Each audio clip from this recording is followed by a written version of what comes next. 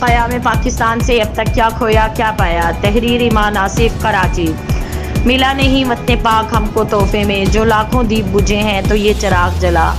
क़याम पाकिस्तान से मौजूदा हाल तक बहैसियत कौम हमने क्या खोया क्या पाया। इसका तज्जिया अगर नेक नियति से नहीं किया जाएगा तो हम दुरुस्त शाहराह पर पेशकदमी नहीं कर सकेंगे।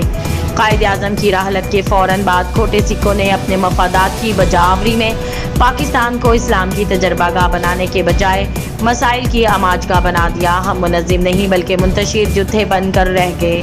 हमने अकरबा परवरी, इनफरादियत, ज़ाती और ग्रोही मफादात को तरजीह दी है। अदल इंसाफ हमारी तरजीह नहीं रही। सियासी मफादात कौमी मफादात पर गालिब रहे हैं। मुल्क को मुख्तलिफ माफियाओं के रहमो करम पर छोड़ दिया गया है, जिससे आवाम निढाल, हुकूमत बेबस और निज़ाम डानवा डोल रहता है।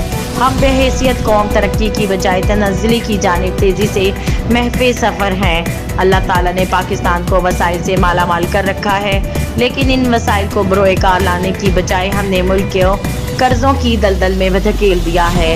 हम खून की किस्तें तो कई दे चुके हैं, खाके वतन कर्ज क्यों नहीं अदा होता।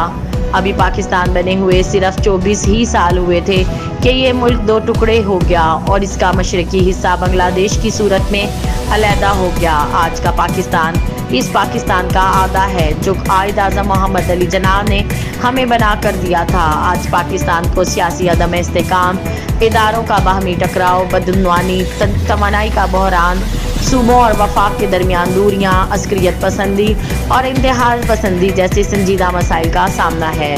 पाकिस्तान जिंदाबाद, पाइंदाबाद।